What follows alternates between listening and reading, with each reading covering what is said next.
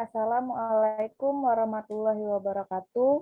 Pada kesempatan kali ini, kelompok kami akan memaparkan materi e-commerce pertemuan yang ketiga, yaitu tentang business to business e-commerce. Materi yang akan kami sampaikan berkaitan dari materi 4.1, 4.2, 4.3, hingga 4.5. Materi 4.1 tentang konsep, karakteristik, dan models of B2B e-commerce akan dijelaskan oleh Raffi Chowdhury. Waktu dan tempat saya persilakan. Konsep dan proses dasar B2B. Atau bahasa Inggrisnya Basics B2B Concept and Process. Definisi. E-commerce bisnis ke bisnis atau dapat disebut juga e-B2B ialah sebuah transaksi antara bisnis yang dilakukan secara elektronik melalui internet, extranet, intranet, atau jaringan pribadi. Transaksi yang dilakukan bisa terjadi antara bisnis dan mitra pasokan, serta antara bisnis dan pemerintah, dan dengan bisnis lainnya. Di konteks ini bisnis mengacu pada setiap organisasi, swasta, publik, profit, dan non-profit.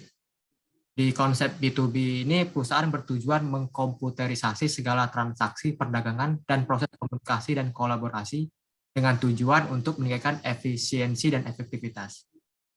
Selanjutnya, jenis dasar transaksi dan aktivitas B2B.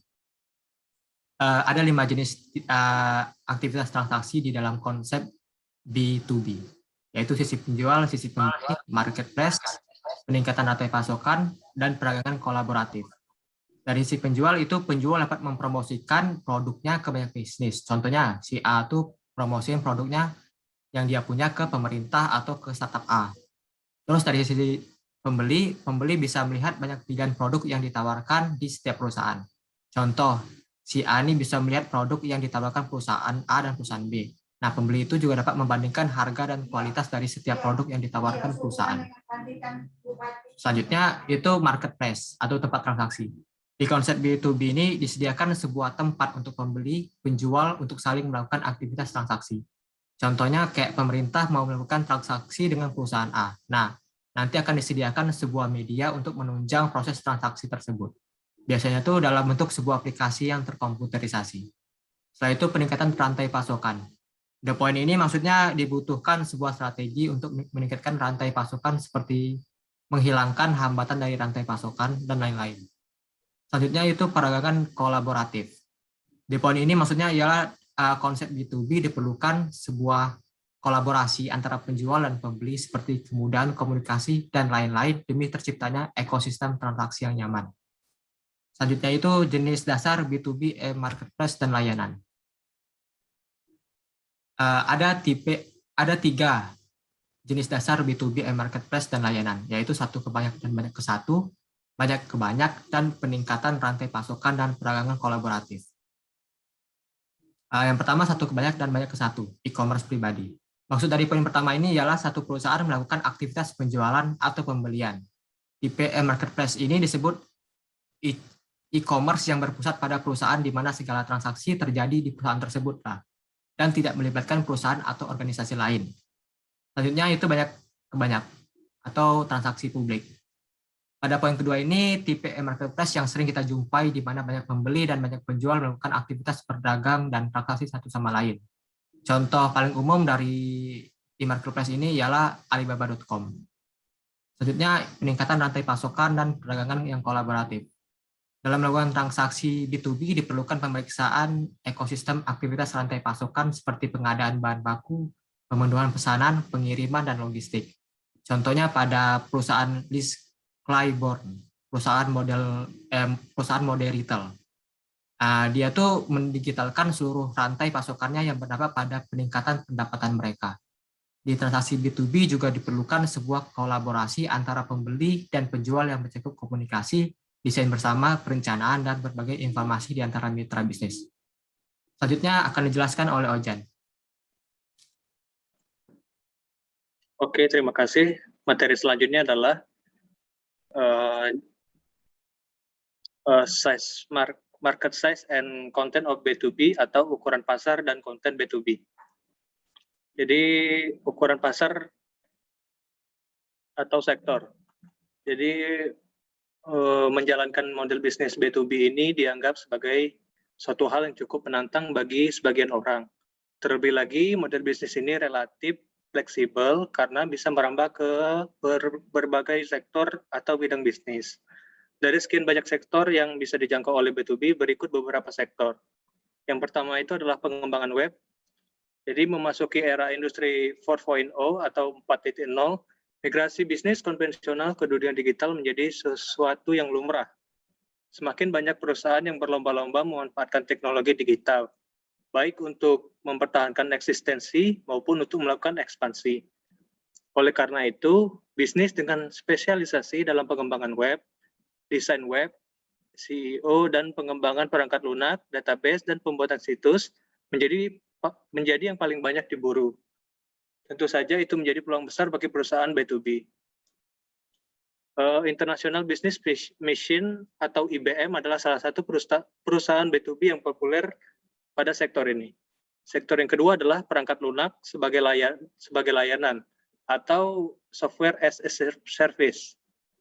Kategori B2B untuk kategori ini bekerja dengan menyediakan layanan atau platform perangkat lunak yang membantu aktivitas bisnis menjadi lebih mudah, mulai dari manajemen proyek, otomatisasi pemasaran, manajemen inventaris, sampai dengan pelacakan keuangan.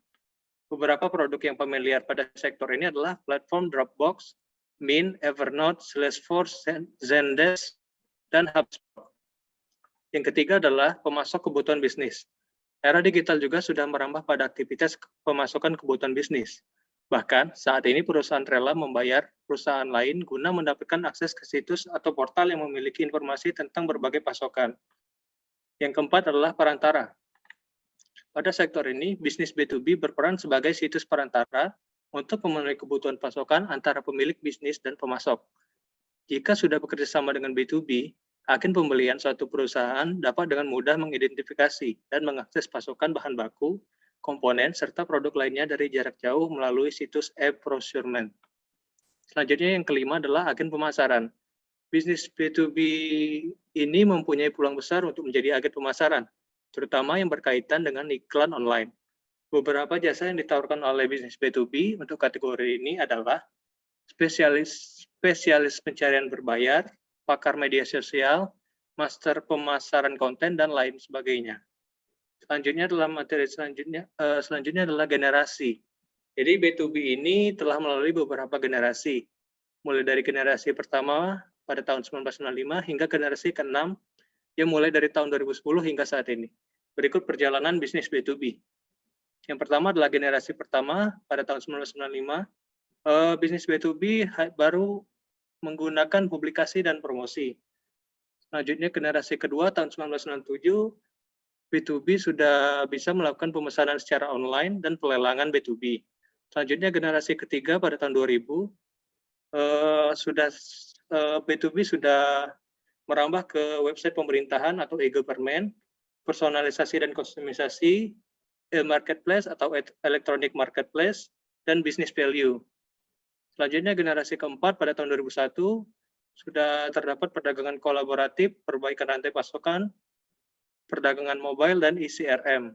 Selanjutnya generasi kelima pada tahun 2002, B2B sudah merambah ke kolaborasi dengan pemasok dan pembeli, internal atau external manajemen proses bisnis, layanan web, dan intelligent system expert sales system. Dan generasi yang keenam, mulai dari tahun 2010 hingga saat ini, B2B sudah merambah ke sistem yang cerdas atau intelligent system, collaboration 2.0, social networking atau jaring sosial, cloud computing atau komputasi awan, dan virtualization. Selanjutnya, materi selanjutnya adalah komponen B2B. Jadi komponen B2B ini terbagi menjadi tiga. Yang pertama yaitu pihak dalam transaksi. Pihak dalam transaksi ini adalah yang terlibat adalah penjual, pembeli, dan perantara. Perdagangan B2B dapat dilakukan secara langsung atau antara pelanggan dan produsen, atau dapat dilakukan melalui perantara online. Perantara online merupakan pihak ketiga yang berfungsi sebagai perantara transaksi antara pembeli dan penjual. Beberapa perantara elektronik untuk konsumen juga dapat digunakan untuk B2B dengan mengganti konsumen dengan pelanggan bisnis. Yang kedua adalah bahan yang diperdagangkan. Dua jenis utama bahan dan persediaan yang diperdagangkan di pasar B2B adalah langsung dan tidak langsung. Bahan langsung atau direct material adalah bahan yang digunakan dalam membuat produk seperti baja dalam mobil atau kertas dalam bentuk buku. Selanjutnya adalah bahan yang tidak langsung atau indirect material. Adalah barang-barang yang sudah jadi, seperti perlengkapan kantor atau bola lampu yang mendukung operasi dan produksi. Yang terakhir adalah komponen yang ketiga, yaitu pasar dan platform. Pasar B2B dapat diklasifikasikan sebagai vertikal atau horizontal. Pasar vertikal adalah pasar untuk satu industri atau segmen industri tertentu. Contohnya termasuk pasar yang mengkhususkan diri dalam elektronik, mobil, perlengkap rumah sakit, dan lain-lainnya. Selanjutnya, pasar horizontal adalah pasar di mana perdagangan dalam layanan atau produk yang digunakan dalam berbagai jenis industri. Contohnya adalah perlengkapan kantor, bahan pembersih, atau cat. Contohnya adalah website alibaba.com. Mungkin itu saja materi dari saya. Selanjutnya akan dilanjutkan oleh rekan saya. Baiklah, terima kasih. Di sini saya akan menjelaskan tentang online service industry in B2B. Selain memperdagangkan produk antar bisnis, layanan juga dapat diberikan secara elektronik di B2B. Sama seperti industri jasa seperti perjalanan, perbankan, asuransi, real estate, dan perdagangan saham dapat dilakukan secara elektronik untuk individu dan dapat juga dilakukan secara online untuk kebutuhan bisnis. Adapun layanan B2B yang utama adalah yang pertama, layanan perjalanan dan perhotelan. Di sini banyak perusahaan besar mengatur perjalanan mereka secara elektronik melalui agen perjalanan perusahaan. Misalnya perjalanan bisnis global American Express menawarkan beberapa alat untuk membantu manajer perjalanan perusahaan merencanakan dan mengontrol perjalanan karyawan mereka. Selain penjadwalan tradisional dan alat kontrol, American Express menawarkan alat berbasis isi seperti berikut. Yang pertama adalah track point. Di sini memungkinkan menemukan wisatawan secara real time. Lalu ada travel alert, yang menyediakan travel advisories dan update seperti kondisi cuaca dan penundaan. Lalu selanjutnya ada info point, adalah situs web yang membuat informasi detail tentang negara dan kota di seluruh dunia. Lalu ada meeting dan event. Di sini untuk membantu mengolah rapat, termasuk mencari tempat untuk pelaksanaan rapat tersebut. Lalu ada menggunakan jejaring sosial seperti Facebook, Twitter, dan YouTube. Lalu ada agensial LLC, bermitra dengan organisasi untuk mengoptimalkan total organisasi pada aktivitas perjalanan dengan memberikan saran dan manajemen perangkat lunak perjalanan. Lalu yang terakhir ada Expedia, Travelocity, dan Orbitz, dan layanan perjalanan online lainnya untuk menyediakan layanan serupa untuk B2C dan B2B. Lalu selanjutnya ada real estate. Transaksi real estate komersial bisa menjadi transaksi yang besar dan kompleks. Oleh karena itu, web mungkin tidak dapat menggantikan manusia yang dapat sepenuhnya. Sebaliknya, web dapat membantu bisnis menemukan properti yang tepat, seperti membandingkan properti dan membantu dalam negosiasi. Beberapa lelang real estate yang diambil alih pemerintah hanya terbuka untuk dealer dan dilakukan secara online. Lalu ada layanan keuangan atau internet banking dapat menjadi cara yang efisien untuk melakukan pembayaran bisnis, mentransfer dana, atau melakukan transaksi keuangan lainnya. Misalnya transfer dana elektronik yang menyediakan pembayaran secara elektronik dan populer di kalangan bisnis. Dan biaya transaksi melalui internet jauh lebih murah. Lalu ada perbankan dan pembiayaan online. Pinjaman bisnis dapat diminta secara online dari pemberi pinjaman. Banyak pembisnis lebih memilih ke perusahaan seperti BIS Kredit, perusahaan yang membantu usaha kecil untuk tumbuh. Di sini diskredit adalah pasar kredit online yang mencocokkan pemohon pinjaman dengan lebih dari 1.200 pemberi pinjaman. Beberapa situs seperti Garage Technology Ventures LLC memberikan informasi tentang modal Ventura. Investor institusional pasti menggunakan internet dalam kegiatan perdagangan. Lalu selanjutnya adalah layanan perekrutan dan penempatan staf. Banyak perusahaan memberikan layanan kepada pemilik bisnis untuk membantu mereka menemukan karyawan full-time maupun karyawan part-time. Lalu yang terakhir adalah layanan online lainnya, jasa konstruksional, firma hukum, firma akuntansi, jasa medis, dan lain-lainnya. Lalu selanjutnya adalah manfaat dan keterbatasan B2B. Manfaat B2B untuk pembeli, penjual, ataupun keduanya akan bergantung pada model mana yang digunakan. Namun secara umum, manfaat utama B2B adalah sebagai berikut seperti menciptakan peluang penjualan baru, mengurangi waktu dan biaya pengelolaan rekening pelanggan, menghilangkan kertas dan mengurangi biaya administrasi, mempercepat pemrosesan dan mengurangi waktu siklus perdagangan, mengurangi biaya pencarian dan waktu bagi pembeli untuk menemukan produk dan vendor, meningkatkan produktivitas karyawan dalam transaksi jual beli, mengurangi kesalahan dan meningkatkan kualitas layanan, memungkinkan untuk meningkatkan layanan pelanggan, membuat konfigurasi produk lebih mudah, mengurangi biaya pemasaran dan penjualan, mengurangi tingkat persediaan dan biaya, mengurangi biaya pembelian dan mengurangi penggunaan perantara, lalu memungkinkan e-katalog yang disesuaikan dengan harga yang berbeda untuk pelanggan yang berbeda, meningkatkan fleksibilitas produksi, memungkinkan pengirim sesuai permintaan, mengurangi biaya pengadaan, memfasilitasi kostumisasi melalui konfigurasi sendiri, menyediakan layanan pelanggan yang efisien, meningkatkan peluang kerjasama, data yang dikumpulkan dapat membantu membuat operasi lebih efisien. ESI berbasis web lebih terjangkau daripada EDI, memungkinkan lebih banyak mitra bisnis untuk dijangkau dibandingkan dengan EDI, meningkatkan basis pelanggan yang lebih tersebar secara geografis, menyediakan sarana komunikasi yang lebih baik dengan media lain, menyediakan cakupan 24/7 dalam bagian depan toko, lalu membantu perantara usaha kecil.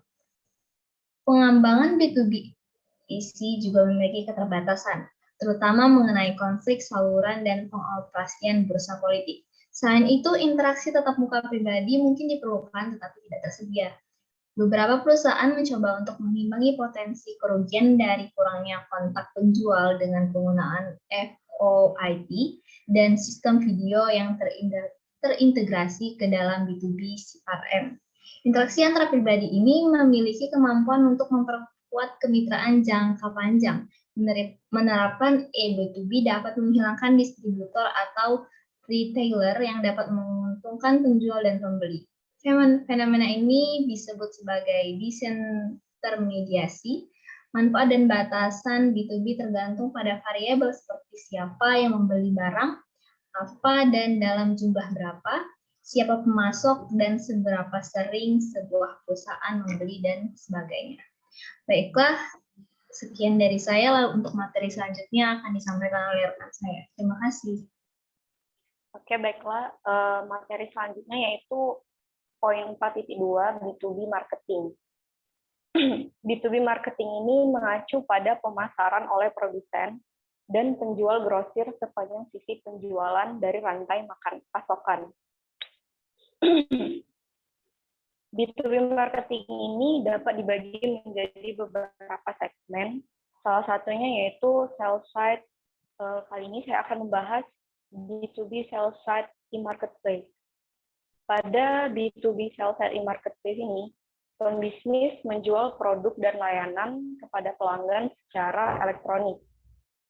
Penjual bisa menjadi produsen bahan baku yang menjual ke produsen, atau produsen dapat menjual bahan baku ke perantara seperti grosir, eceran, atau bisnis individu. Contohnya ada Intel.com, Dell.com, dan lain-lain.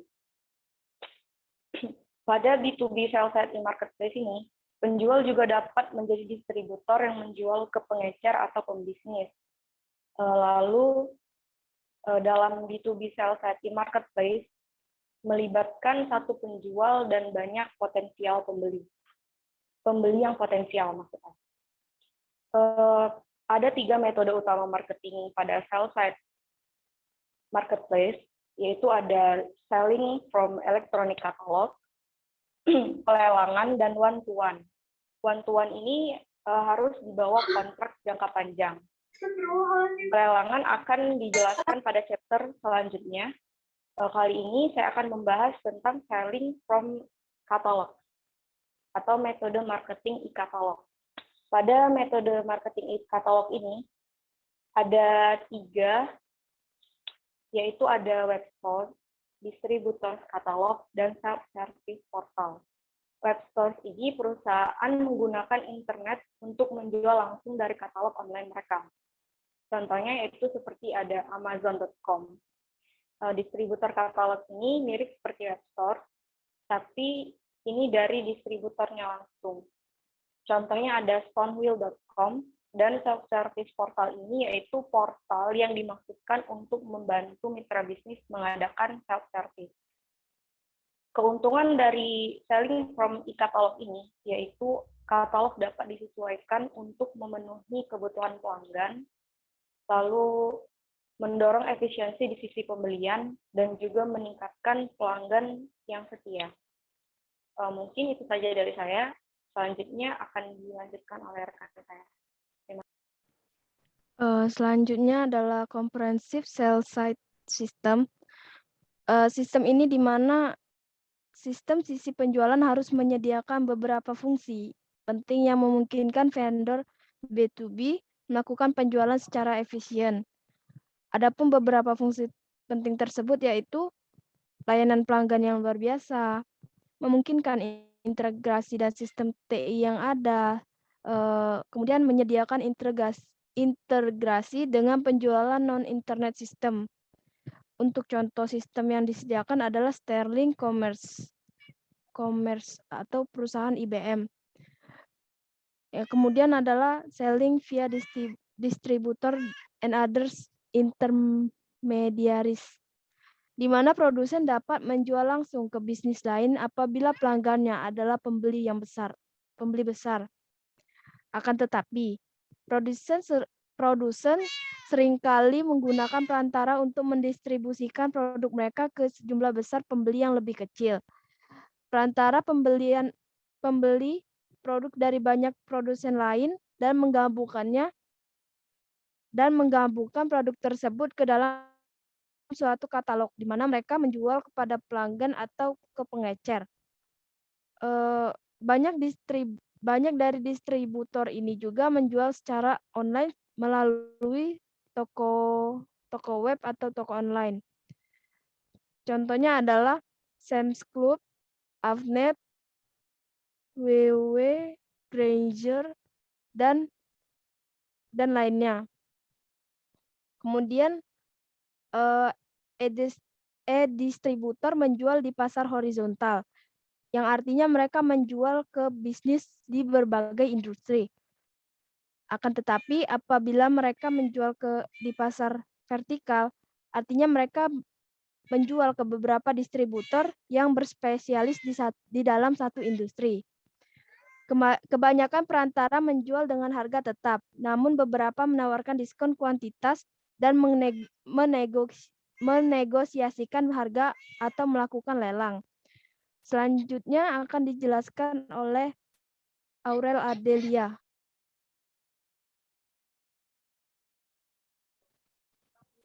Baiklah, materi yang selanjutnya itu adalah penjualan melalui e-action.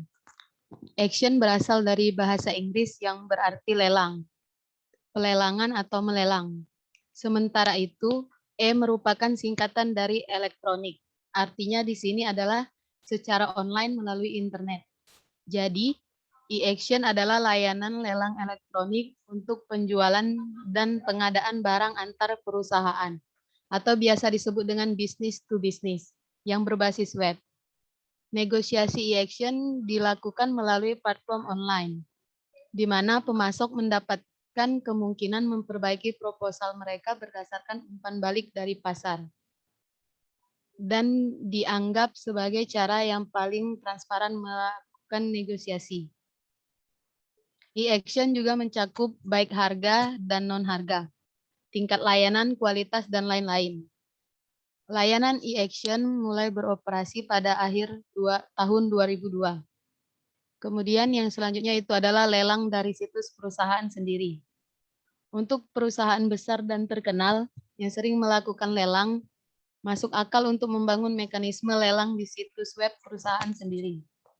Mengapa perusahaan harus membayar komisi kepada perantara jika perantara tidak dapat memberikan perusahaan dengan nilai tambah? Tentu saja jika sebuah perusahaan memutuskan untuk melelang dari situsnya sendiri, ia harus membayar infrastruktur dan mengoperasikan serta memelihara situs lelang. Perhatikan bahwa jika perusahaan sudah memiliki pasar elektronik untuk menjual dari e-katalog, biasanya tambahan untuk melakukan lelang mungkin tidak terlalu tinggi. Yang kemudian selanjutnya yaitu menggunakan perantara dalam lelang. Beberapa perantara menawarkan situs lelang B2B seperti assetnation.com dan liquidasi.com. Beberapa perusahaan mengkhususkan di lelang pemerintah, sementara yang lain fokus pada lelang saham surplus seperti gopliquidation.com. Perantara dapat melakukan lelang pribadi baik dari situs perantara atau penjual, atau perusahaan dapat melakukan lelang di pasar publik menggunakan perantara seperti melalui eBay yang memiliki pertukaran bisnis khusus untuk perusahaan kecil. Menggunakan perantara untuk melakukan lelang memiliki banyak manfaat. Yang pertama itu tidak ada sumber daya tambahan seperti perangkat keras, sumber daya teknik, atau personil IT. Tidak ada biaya perekrutan untuk menggunakan sumber daya perusahaan. Situs perantara lelang B2B juga menawarkan waktu cepat untuk memasarkan karena mereka mampu menjalankan lelang dengan segera. Tanpa perantara, diperlukan waktu berminggu-minggu bagi perusahaan untuk menyiapkan situs lelang secara internal. Perantara mungkin juga dapat memberikan solusi teknis yang tidak akan tersedia menggunakan IT internal, seperti aplikasi seluler dan solusi logistik. Kemudian yang selanjutnya itu adalah contoh lelang penerusan B2B. Yang pertama itu ada Klub Sam yang melelang ribuan barang, terutama barang elektronik. Lelang unggulan termasuk tawaran saat ini, jumlah tawaran, dan tanggal buka dan tutup. Mereka melikuidasi barang yang terlalu banyak menimbun, pengembalian, dan barang-barang yang ketinggalan zaman. Yang kedua itu ada Yahoo. Yahoo melakukan lelang B2C dan B2B di Hong Kong, Taiwan, dan Jepang. Kemudian yang selanjutnya itu ada manfaat lelang di sisi jual. Banyak perusahaan menggunakan lelang ke depan untuk melikuidasi produk surplus atau aset modal mereka.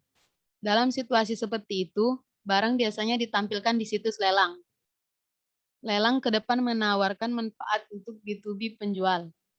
Yang pertama itu ada dari segi generasi pendapatan. Lelang ke depan mendukung dan memperluas penjualan online dan keseluruhan. Lelang ke depan juga menawarkan bisnis tempat untuk membuang kelebihan, usang, dan produk yang dikembalikan dengan cepat dan mudah. Kemudian dari segi penghematan biaya, selain menghasilkan pendapatan baru, melakukan lelang elektronik mengurangi biaya penjualan barang yang dilelang, yang membantu meningkatkan keuntungan penjual. Kemudian dari segi peningkatan, lelang depan memberi situs web peningkatan yang disebut kelengketan, yaitu pembeli potensial tetap di sana lebih lama. Kelengketan adalah karakteristik yang mengukur loyalitas pelanggan ke situs yang pada akhirnya menghasilkan yang lebih tinggi pendapatan. Yang terakhir itu adalah akuisisi dan retensi anggota. Anggota lelang yang terdaftar dapat mengundang kontak bisnis mereka. Tambahan bantuan perangkat lunak lelang memungkinkan penjual untuk mencari dan melaporkan hampir setiap aktivitas lelang yang relevan. Informasi tersebut dapat dianalisis dan digunakan untuk strategi bisnis. Mungkin itu saja materi dari saya. Materi yang selanjutnya akan disampaikan oleh Rapilia. Baik, materi selanjutnya adalah subbab 4.4, one from many e-procurement at buy-side e-marketplace, atau satu dari banyak pengadaan elektronik di pasar elektronik sisi beli. Nah, istilah pengadaan mengacu pada pembelian barang dan jasa oleh organisasi. Pengadaan biasanya dilakukan oleh agen pembelian yang juga dikenal sebagai corporate buyers. Departemen pembelian terkadang harus memasukkan informasi pesanan secara manual ke dalam sistem informasi perusahaannya sendiri. Nah, lebih jauh lagi, mencari secara manual toko web dan e-mall untuk menemukan dan membandingkan pemasok dan produk itu bisa menjadi lambat dan juga mahal. Nah, sebagai solusinya, pembeli besar dapat membuka pasar mereka sendiri yang disebut buy-side e-marketplace dan mengundang penjual untuk menelusuri dan menawarkan untuk memenuhi permintaan. Nah, pembahasan pertama dalam subbab 4.4 ini adalah inefisiensi dalam manajemen pengadaan tradisional.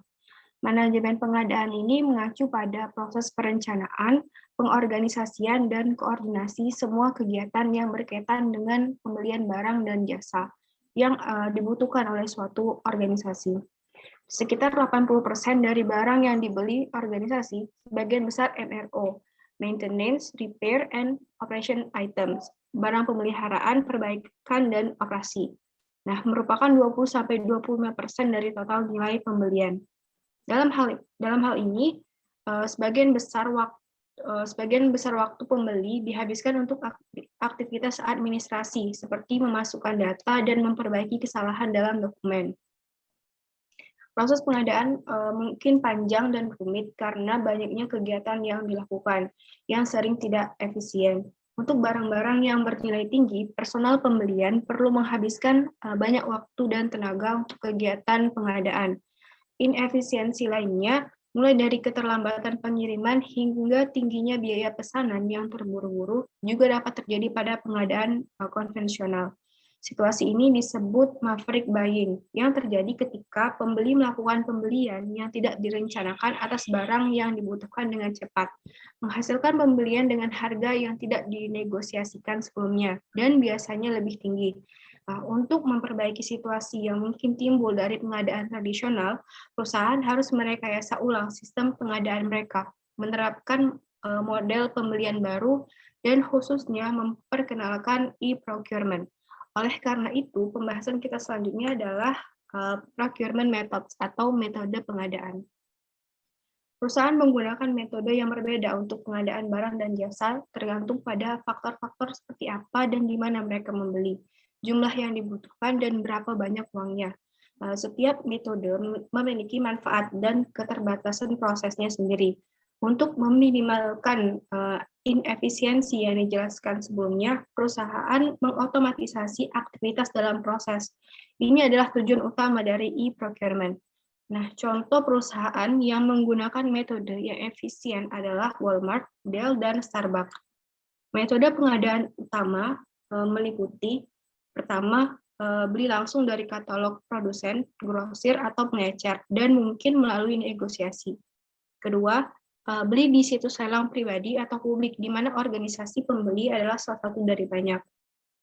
Ketiga, melakukan penawaran dalam sistem lelang terbalik, di mana pemasok bersaing satu sama lain. Metode ini digunakan untuk barang-barang bernilai tinggi atau ketika melibatkan jumlah yang besar. Keempat, beli dari katalog perantara atau e-distributor yang mengumpulkan katalog penjual. Kelima, beli dari katalog pembeli internal perusahaan sendiri. Katalog semacam itu biasanya mencakup harga barang yang disepakati dari banyak pemasok. Keenam, bergabung dengan sistem pembelian kelompok yang mengumpulkan permintaan peserta, menciptakan volume yang besar. Kemudian kelompok dapat menegosiasikan harga atau memulai proses tender. Dan yang terakhir adalah beli di bursa atau mall industri. Materi selanjutnya akan dijelaskan oleh rekan saya, Cici Alnasari. Baiklah, untuk materi konsep pengadaan elektronik dan manfaat serta keterbatasan pengadaan elektronik akan saya ambil alih. Yang pertama, konsep pengadaan elektronik atau konsep e-procurement adalah pembelian online, persediaan bahan, energi, pekerjaan, dan jasa. Konsep ini bisa dilakukan melalui internet atau melalui jaringan pribadi seperti pertukaran data elektronik.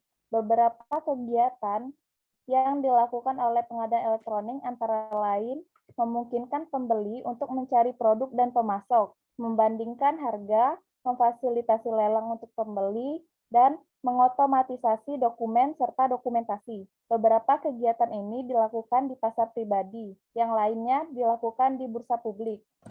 Dalam konsep pengadaan elektronik ini, terdapat tujuan dan proses pengadaan elektronik.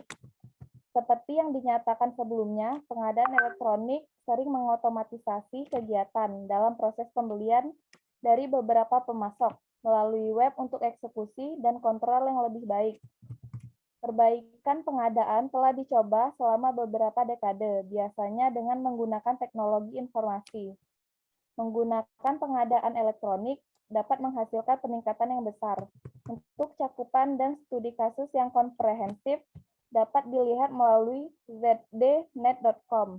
Pada dasarnya, pengadaan elektronik mengotomatisasi proses lelang, manajemen kontrak, pemilihan vendor, manajemen, dan lain-lain. Contoh dari pengadaan elektronik ini adalah perdagangan elektronik Volvo dan juga Thermo Fisher Scientific.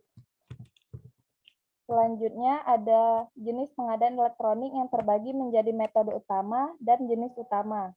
Di mana metode utama dari pengadaan elektronik yaitu beli situs melalui web pembeli sendiri, agregasi internal.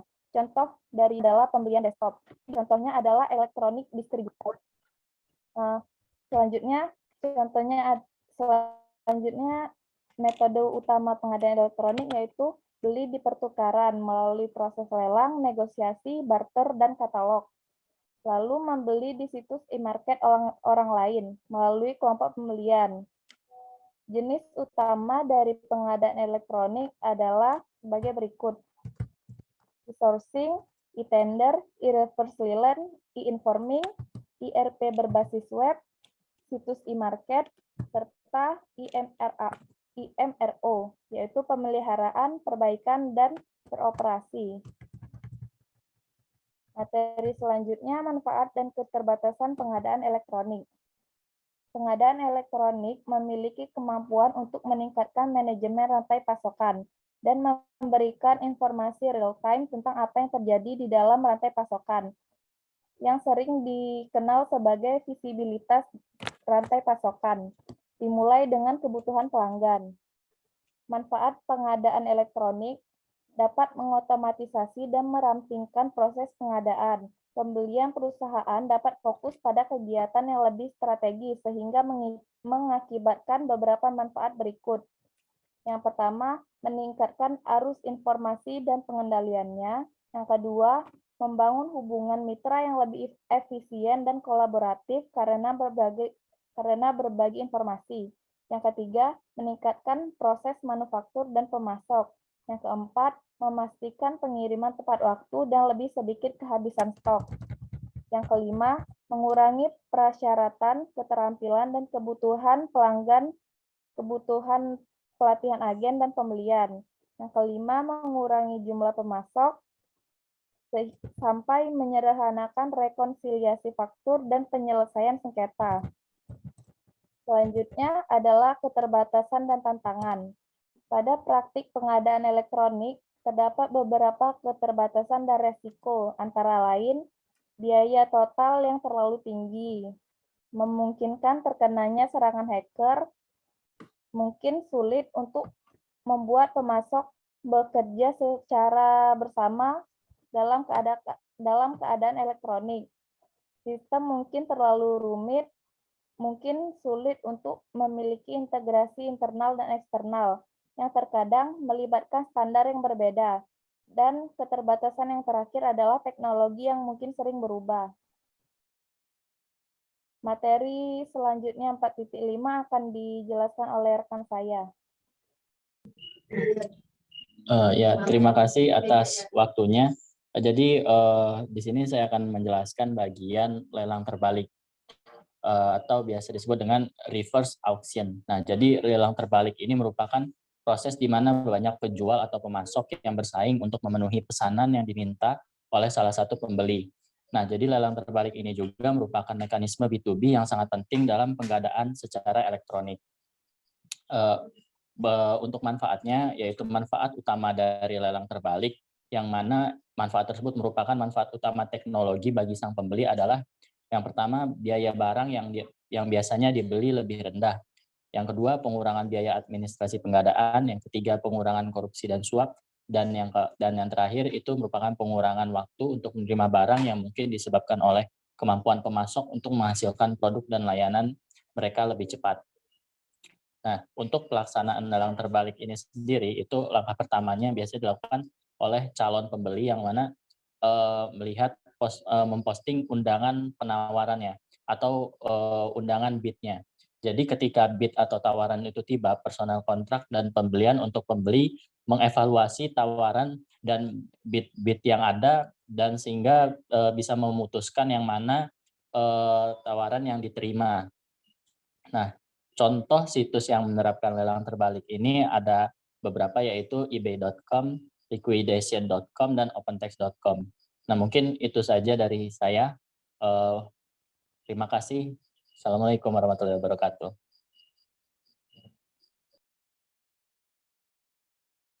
Saya kembalikan ke moderator.